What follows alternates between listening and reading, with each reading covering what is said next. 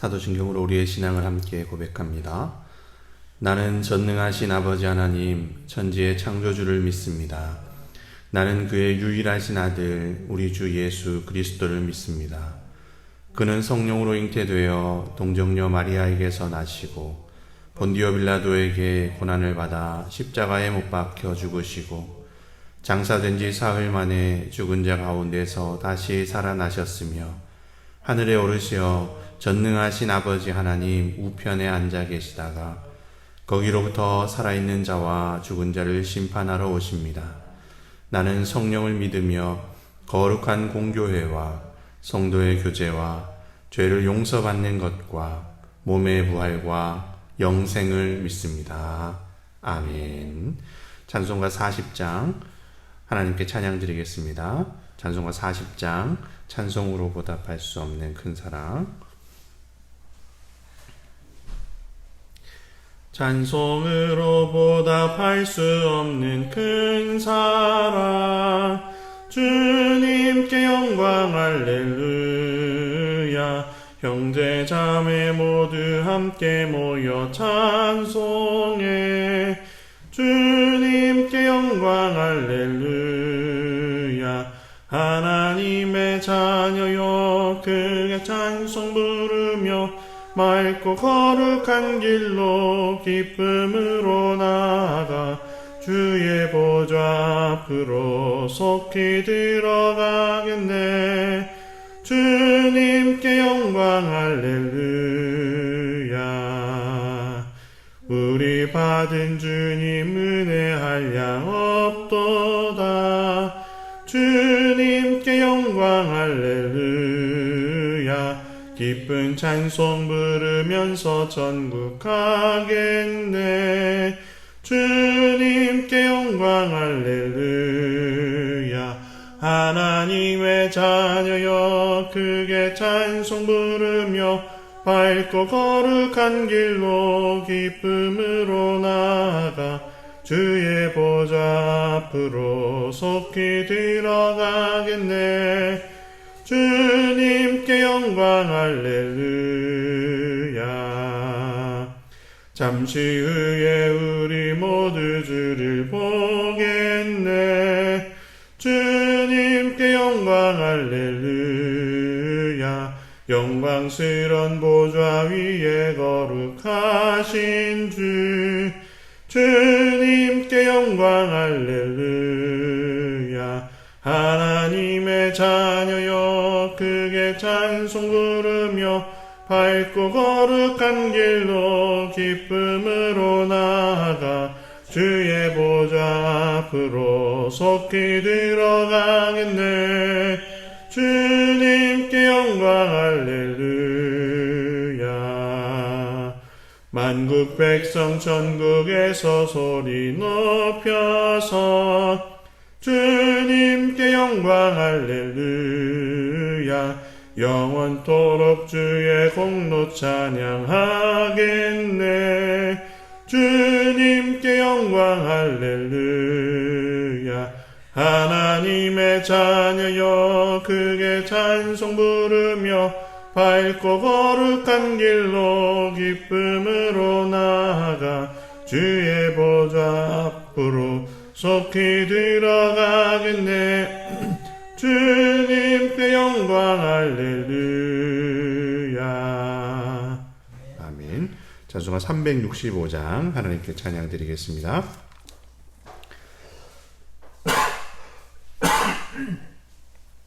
찬송가 365장입니다. 마음속에 근심 있는 사람 주 예수 앞에 달뢰어라. 슬픈 마음 있을 때에라도 주 예수께 아뢰라. 주 예수 앞에 달뢰어라. 주의 친구니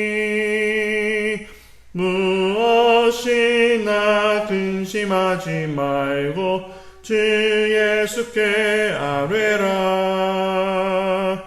눈물 나며 깊은 한숨 쉴 때 주 예수 앞에 달려라. 은밀한 죄 내게 있더라도 주 예수께 아뢰라. 주 예수 앞에 달려라. 주리의 친구니 무엇이나 근심하지 말고 주 예수께 아뢰라. 괴로움과 두려움 있을 때 주 예수 앞에 달려라. 내일 일을 염려하지 말고 주 예수께 아뢰라. 주 예수 앞에 달려라. 주리의 친구니 무엇이나 근심하지 말고 주 예수께 아뢰라. 죽음 앞에 겁을 내는 자여 주 예수 앞에 달려라. 하늘나라 바라보는 자여 주 예수께 아뢰라. 주 예수 앞에 달려라. 주리의 친구니 무엇이나 근심하지 말고 주 예수께 아뢰라. 아멘. 오늘 우리에게 주신 하나님의 말씀은 창세기 20장 말씀입니다. 창세기 20장 1절부터 마지막 18절까지 말씀 우리 한 목소리로 함께 봉독합니다. 아브라함이 거기서 네게브 땅으로 옮겨가 가데스와 술 사이 그랄에 거주하며 그의 아내 사라를 자기 누이라 하였으므로 그랄 왕 아비멜렉이 사람을 보내어 사라를 데려갔더니 그 밤에 하나님이 아비멜렉에게 현몽하시고 그에게 이르시되 내가 데려간 이 여인으로 말미암아 내가 죽으리니 그는 남편이 있는 여자임이라. 아비멜렉이 그 여인을 가까이 하지 아니하였으므로 그가 대답하되 주여 주께서 의로운 백성도 멸하시나이까. 그가 나에게 이는 내 누이라고 하지 아니하였나이까. 그 여인도 그는 내 오랍이라 하였사오니 나는 온전한 마음과 깨끗한 손으로 이렇게 하였나이다. 하나님이 꿈에 또 그에게 이르시되 내가 온전한 마음으로 이렇게 한 줄을 나도 알았으므로 너를 막아 내게 범죄하지 아니하게 하였나니 여인에게 가까이 하지 못하게 함이 이 때문이니라. 이제 그 사람의 아내를 돌려보내라. 그는 선지자라. 그가 너를 위하여 기도하리니 내가 살려니와 내가 돌려보내지 아니하면 너와 내게 속한 자가 다 반드시 죽을 줄 알지니라. 아비멜렉이 그날 아침에 일찍이 일어나 모든 종들을 불러 그 모든 일을 말하여 들려주니 그들이 심히 두려워하였더라.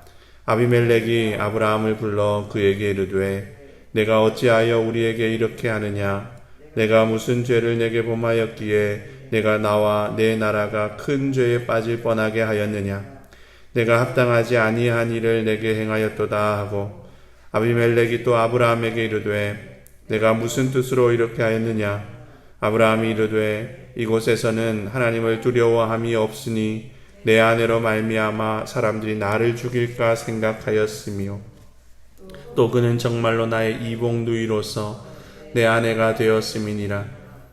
하나님이 나를 내 아버지의 집을 떠나 두루 다니게 하실 때에 내가 아내에게 말하기를 이후로 우리의 가는 곳마다 그대는 나를 그대의 오랍이라 하라. 이것이 그대가 내게 베풀 은혜라 하였노라. 아비멜렉이 양과 소와 종들을 이끌어 아브라함에게 주고 그의 아내 사라도 그에게 돌려보내고 아브라함에게 이르되 내 땅이 내 앞에 있으니 내가 보기에 좋은 데로 거주하라 하고 사라에게 이르되 내가 은 1000개를 내 오라비에게 주어서 그것으로 너와 함께한 여러 사람 앞에서 내 수치를 가리게 하였노니 내 일이 다 해결되었느니라. 아브라함이 하나님께 기도하매 하나님이 아비멜렉과 그의 아내와 여종을 치료하사 출산하게 하셨으니 여호와께서 이왕에 아브라함의 아내 사라의 일로 아비멜렉의 집의 모든 태를 닫으셨음이더라. 아멘.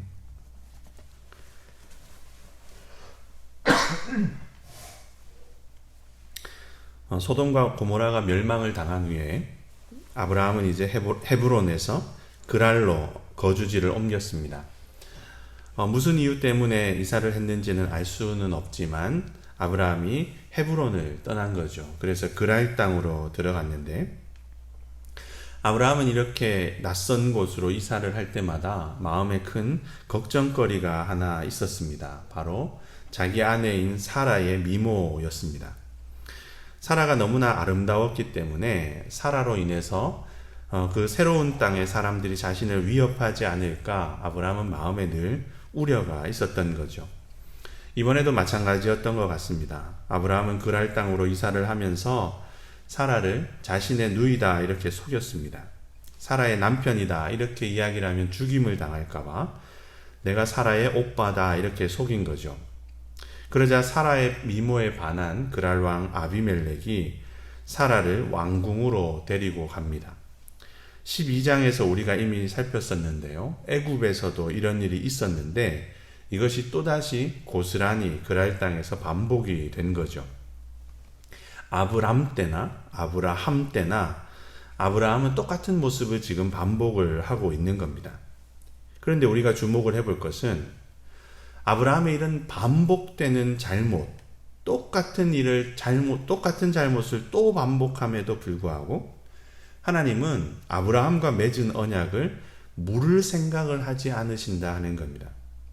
아브라함이 이렇게 못난 모습을 보이고 아브라함이 이렇게 잘못된 모습을 보임에도 불구하고 하나님은 아브라함과 맺었던 약속을 철수하지 않으시고 변함없이 지키고 계시다 하는 거죠. 하나님은 아브라함과 사라를 여전히 지켜주고 계시고 또 이들이 많은 재물을 얻도록 도와주셨다 하는 겁니다. 너무나 찌질한 모습으로 똑같은 잘못을 반복하고 있음에도 불구하고 하나님은 아브라함과의 맺은 계약에 그런 아브라함의 모습들과는 전혀 상관없이 여전히 그냥 충실하시다 하는 거죠.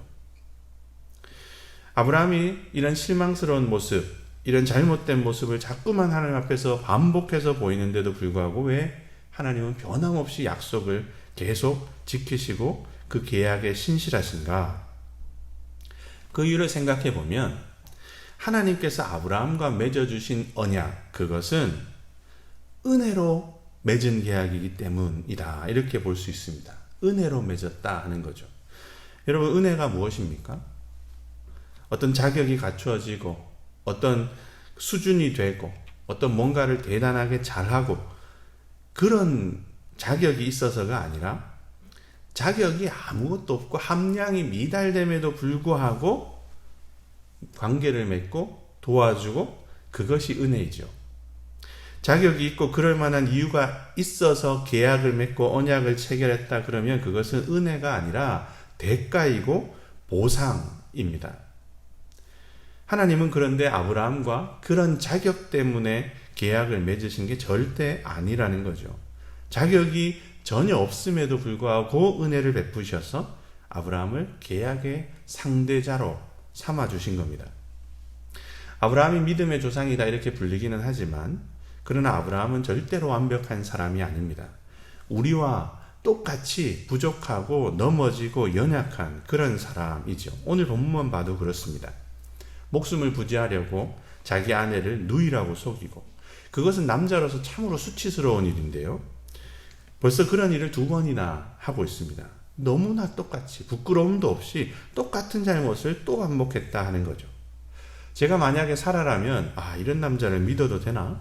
이렇게 실망스러운 마음이 들었을 겁니다. 그런데 하나님도 그런 마음이 드셔야 불안하다. 얘를 믿을 수 있을까? 얘를 내 계약의 당사자로 계속 삼아도 되는 건가? 계약 파트너로 계속 둬도 되는 건가? 하나님도 당연히 이런 마음이 드셨을 텐데 그런데도 불구하고 하나님은 여전히 계약을 묵묵히 지켜주고 계시다 하는 거죠. 바로 아브라함과 맺은 계약은 처음부터 은혜로 시작한, 하나님의 일방적인 은혜로 시작한 관계였기 때문에 그렇다 하는 겁니다. 놀라운 것은 하나님이 아브라함과 맺어주신 이런 은혜의 계약, 이것이 오늘 우리에게도 동일하게 유효하다 하는 겁니다. 하나님이 아브라함과 맺은 언약, 그것을 아브라함의 신앙의 후손인 오늘 우리에게도 동일한 효력으로 인정하시고 또 동일한 효력으로 유지하시면서 동일하게 지켜주고 계시다 하는 거죠. 우리 또한 아브라함처럼 여전히 자격이 없고 여전히 부족한 그런 인간들임에도 불구하고 아브라함에게처럼 하신 것처럼 하나님은 그 후손인 오늘 우리에게도 동일하게 한결같은 모습이라 하는 겁니다. 그 이유도 마찬가지죠. 어차피 처음부터 은혜로 시작한 것이기 때문에 계속 은혜를 베푸신다 하는 겁니다. 아브라함과 같이 이런 잘못을 저지르는 인생이라도, 우리와 같은 이런 넘어지는 연약한 인생이라도 하나님이 이 계약을 처음부터 은혜로 맺어주셨기 때문에 하나님은 우리의 변덕스러운 모습과는 전혀 상관없이 변함없이 그 계약을 지켜주고 계시다 하는 거죠. 저는 우리가 하나님의 이 은혜를 기억하면서 살아갈 필요가 있다 생각합니다.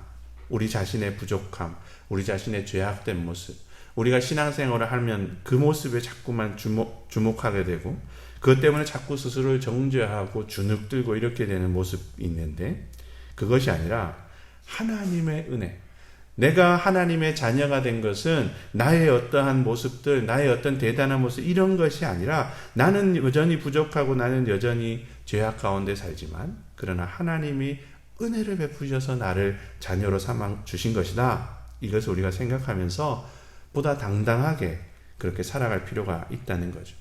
사탄은 끊임없이 우리의 연약함을 정죄하고 공격하면서 우리를 자꾸만 넘어지게 만들고 주눅들게 만드는데, 그럴 때마다 맞다, 나는 죄인이다, 나는 부족하다. 그러나 그럼에도 불구하고 하나님이 나를 구원하셨고 나를 자녀로 삼으셨다. 하나님은 나에게 은혜를 베푸셨다.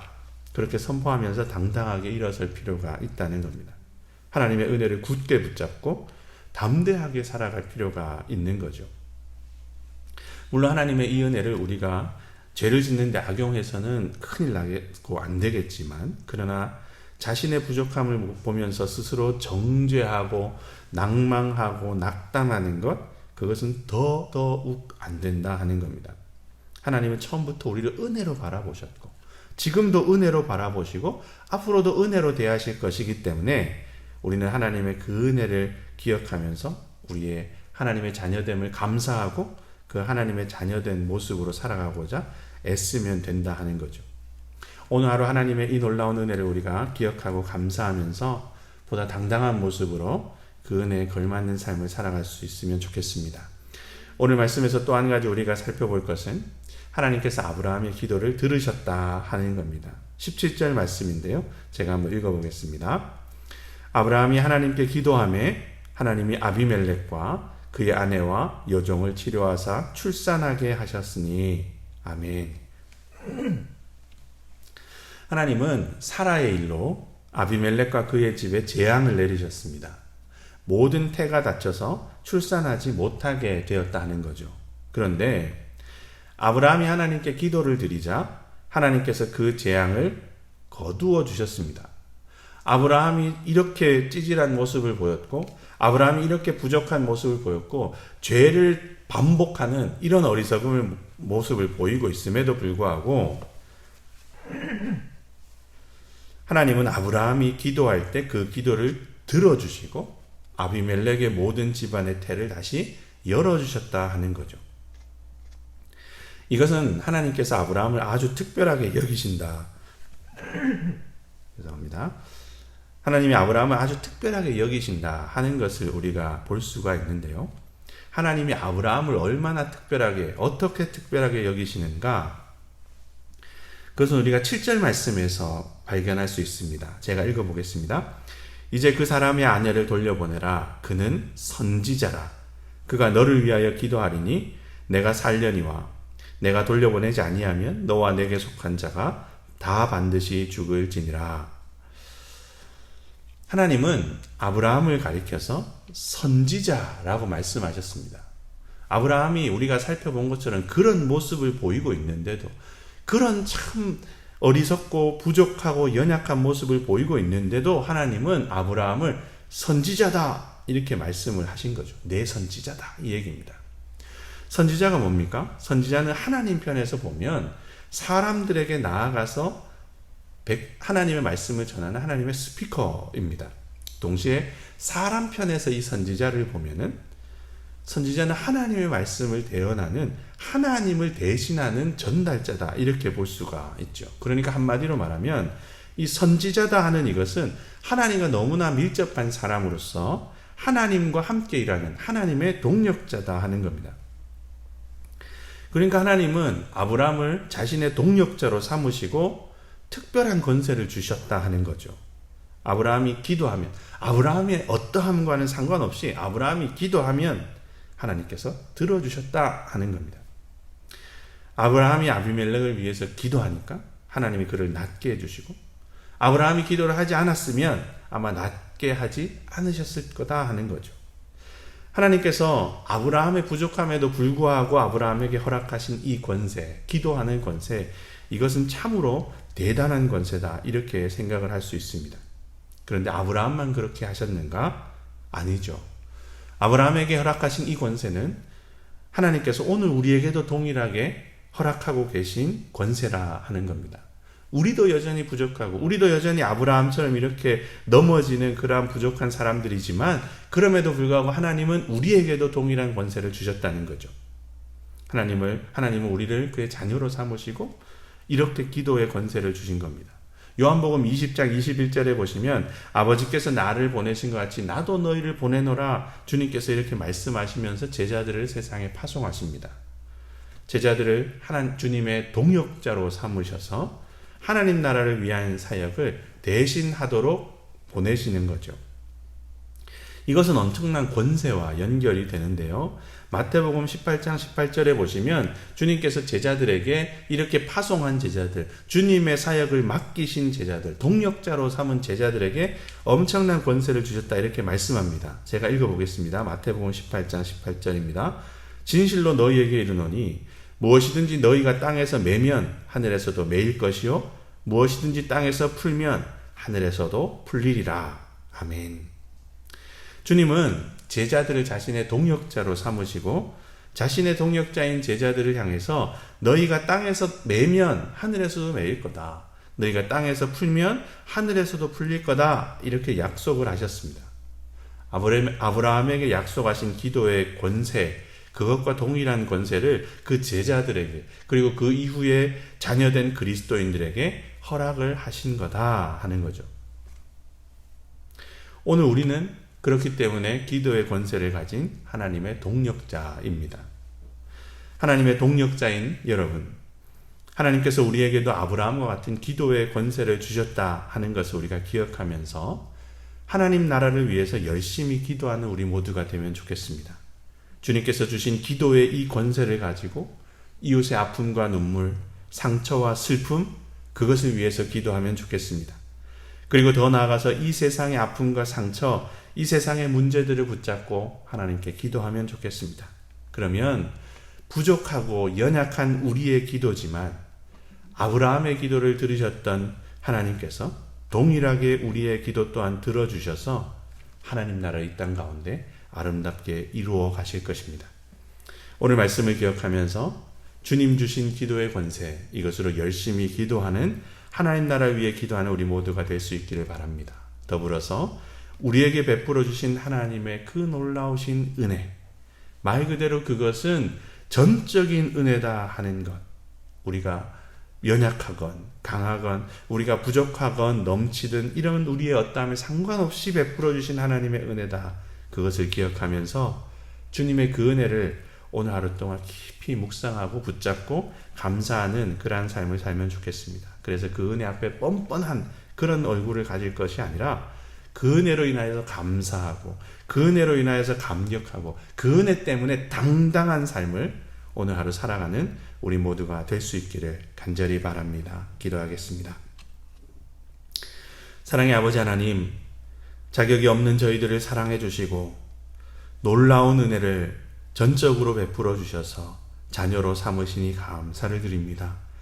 하나님의 그 놀라우신 은혜, 그것을 저희가 꼭 붙들게 하시고, 그래서 오늘 하루도 그 은혜 덕분에 담대히 살아가는 저희가 되게 하나님 도와주옵소서.